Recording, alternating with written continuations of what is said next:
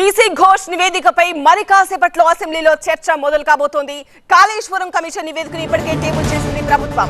సభ్యులకు నివేదిక కాపీలను కూడా అందించామని చెప్పారు మంత్రి ఉత్తమ్.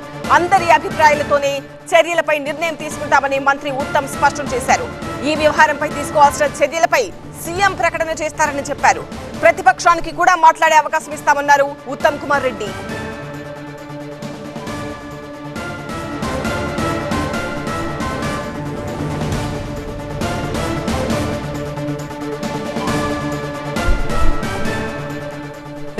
తెలంగాణ అసెంబ్లీ సమావేశాలు మరి కాసేపట్లో కాళేశ్వరం అంశంపై చర్చించబోతున్నాయి. కాళేశ్వరం పీసీ ఘోష్ కమిషన్ నివేదికలోని అంశాలపై అసెంబ్లీలో చర్చ జరగబోతోంది. ఈ అంశానికి సంబంధించిన మరింత సమాచారం టీవీ9 ప్రతినిధి ప్రభాకర్ తో మాట్లాడి తెలుసుకుందాం. ప్రభాకర్, ఇవాళ మరి కాసేపట్లో కాళేశ్వరం కమిషన్ టేబుల్ అయిపోయింది, చర్చ కాబోతోంది. సో ఏ విధంగా ఉండబోతోంది? మరికొద్ది సేపట్లోనే అసెంబ్లీ ప్రారంభం కాబోతుంది. దాదాపు 3 అవర్స్ బ్రేక్ తర్వాత మరికొద్ది నిమిషాల్లోనే అసెంబ్లీ మళ్ళీ తిరిగి ప్రారంభం కాబోతుంది. మొదటగా ఉత్తమ్ కుమార్ రెడ్డి, ఇరిగేషన్ శాఖ మంత్రిగా ఉన్న ఉత్తమ్ కుమార్ రెడ్డి దీనిపైన ఒక రిపోర్ట్ని ప్రజెంట్ చేస్తారు. మొత్తం రిపోర్ట్ 665 పేజీలు అయితే ఆల్రెడీ కంప్రెస్ చేసిన రిపోర్ట్ 60 పేజీలు ఉంది. దానికన్నా ఒక బ్రీఫ్ రిపోర్ట్ను ఉత్తమ్ కుమార్ రెడ్డి ప్రజెంట్ చేయబోతున్నారు. దాని తర్వాత సీఎం రేవంత్ రెడ్డి దీనిపైన పూర్తి స్థాయిలో మాట్లాడే అవకాశం ఉంది. కాళేశ్వర కమిషన్ పీసీ ఘోష్ ఇచ్చిన కమిషన్ 3 వాల్యూమ్స్గా ఇచ్చారు. Volume 1, volume 2, volume 3. దీంట్లో ఒక్కొక్క వాల్యూమ్లో ఒక్కొక్క అంశాన్ని పేర్కొన్నారు. సో ఎంత ప్లానింగ్ ఎలా జరిగింది, ఎలాంటి రూల్స్ బ్రేక్ అయ్యాయి, అట్లాగే ఫినాన్షియల్ రూల్స్ ఎలా బ్రేక్ అయ్యాయి, ఎగ్జిక్యూటివ్ రూల్స్ ఎలా బ్రేక్ అయ్యాయి, దీంట్లో సీఎం అట్లాగే అప్పటి మంత్రుల పాత్ర ఏ విధంగా ఉంది, వీటన్నింటినీ కూడా 3 పార్ట్స్గా 3 వాల్యూమ్స్గా పీసీ ఘోష్ కమిషన్ ఇచ్చింది. సో చాలా వాడివేడిగానే ఉండబోతుంది. దాదాపు మిడ్ నైట్ వరకు అసెంబ్లీ సమావేశాలు జరిగే అవకాశం అయితే కనిపిస్తుంది. ఈరోజు మిడ్ నైట్ 12 నుంచి 1 గంట వరకు కూడా అసెంబ్లీ సమావేశాలు కంటిన్యూ అయ్యే అవకాశం కనిపిస్తుంది. ఎందుకంటే అటు అధికార పార్టీతో పాటు ప్రతిపక్షానికి కూడా అవకాశం ఇస్తామనేది మంత్రి ఉత్తమ్ కుమార్ రెడ్డి చెప్తున్నారు. వాళ్ళు ఎంత మేర మాట్లాడినా కూడా వినడానికి రెడీగా ఉన్నామనేది అయితే ప్రభుత్వం చెప్తుంది. కానీ సభలో గందరగోళాన్ని సృష్టించి సభను అడ్డుకునే ప్రయత్నం చేస్తే మాత్రం కఠిన చర్యలు ఉంటాయనే సంకేతాలు కూడా ఇస్తుంది. 2018లో సంపత్ కుమార్ అట్లాగే కోమటిరెడ్డి విషయంలో సభ తీసుకున్న నిర్ణయానికి సంబంధించిన ఫైల్స్ను కూడా అసెంబ్లీ లెజిస్లేచర్ సంబంధించిన అధికారులు పరిశీలిస్తున్నారు. సో ఇదంతా కూడా చాలా హీట్ వాతావరణం అయితే కనిపిస్తుంది అసెంబ్లీలో. చాలా 4 గంటలకు ఈరోజు కాళేశ్వర కమిషన్ రిపోర్ట్ పెడతామని పొద్దున్నే టేబుల్ చేశారు. ఉదయం 9 గంటలకు సభ ప్రారంభం కాగానే టేబుల్ చేశారు. ప్రతి సభ్యునికి కూడా సాఫ్ట్ కాపీని ఇచ్చారు, ఫ్లోర్ లీడర్లందరికీ హార్డ్ కాపీని ఇచ్చారు.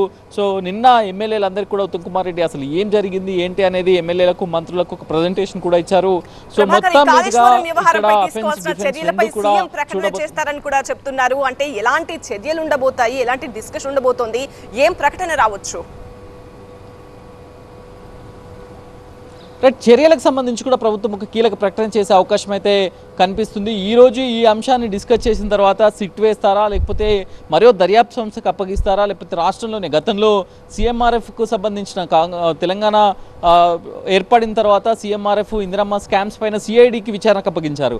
సో అలా ఏమైనా చేస్తారా అనే దానిపైన చూడాల్సి ఉంది. అసెంబ్లీలో హౌస్లోనే ఈ అంశం పైన పూర్తి స్థాయిలో ప్రభుత్వం క్లారిటీ ఇవ్వనుంది. లేకపోతే ప్రజల ముందు పెట్టి వదిలేస్తారా, లేకపోతే చర్యలకు ఇనిషియేట్ చేస్తారా అనేది కూడా ఇక్కడ ఒక పాయింట్గా ఉంది.